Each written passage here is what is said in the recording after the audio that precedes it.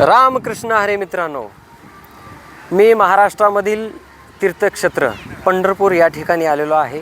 आणि आज आपण या ठिकाणी जे काही पंढरपूरमध्ये वारकरी येणार आहेत, आपण त्यांच्याशी हेतुगुज करणार आहेत.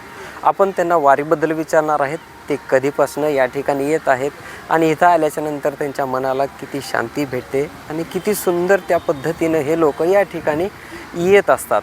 तर ह्या सगळ्याचा वृत्तांत आपण या सेगमेंटमध्ये घेणार आहोत. रामकृष्ण हरी. रामकृष्ण हरी. माझ्यासोबत या ठिकाणी काही भाविक आहेत, ताई आहेत. आपण त्यांना विचारणार आहोत की ताई, आपण कुठून आलेला आहेत? नवी मुंबई कोपरखैरणे बरं. वाशी. कधीपासून या ठिकाणी येत असतात? 2025ला गेल्या वर्षी मी पूर्ण पायवारी गेली 18-19 दिवस. कुठून कुठपर्यंत? आळंदी ते पंढरपूर. बर बर बर. आणि इथं आल्याच्या नंतर आपणाला कसं वाटतं मॅडम? इथं आल्यानंतर प्रसन्न वाटतंय. चंद्रभागेला गेल्यानंतर अंग स्नान वगैरे करून एकदम चांगलं वाटतंय. परत येण्याची इच्छा आहे आमची. माऊलीने बोलवावं हीच आमची इच्छा आहे. खूप सुंदर, खूप सुंदर. ताई, तुम्हाला या ठिकाणी आल्याच्या नंतर मन प्रसन्न होतं. तुम्ही वाटल्यास काही देवाकडे मागत असाल तर ते सांगायचं असेल तर तुम्ही तेही सांगू शकतात.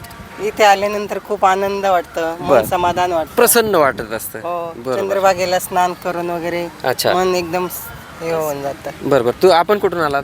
आम्ही नवी मुंबई कोपरखैरणे मधून आलेले आहे. बर बर बर. म्हणजे सोबतच आलात तुम्ही? आम्ही ग्रुपनी चालू 6-7 महिला आमच्या. अच्छा अच्छा. ताई, तुम्हाला काय बोलायचं आहे?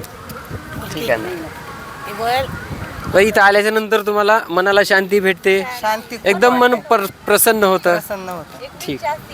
बर बर बर. माऊलींनी बोलवावं हीच आमची इच्छा. काम चालू असतं. आम्ही भाजीवाले सगळे काम करणाऱ्या महिला आहे आम्ही. बर बर बर. हो का? वेळ काढून आपलं थोडक्यात या भाजीवाले आहेत सगळ्या. अच्छा. त्यांच्या धंद्यात यश देव माऊलींनी. ओके. आम्ही सगळ्या भाजीवाले आहेत. बर बर त्यातून सुट्टी काढून आलेलो आहे. बर. ठीक आहे. रामकृष्ण हरी. रामकृष्ण हरी.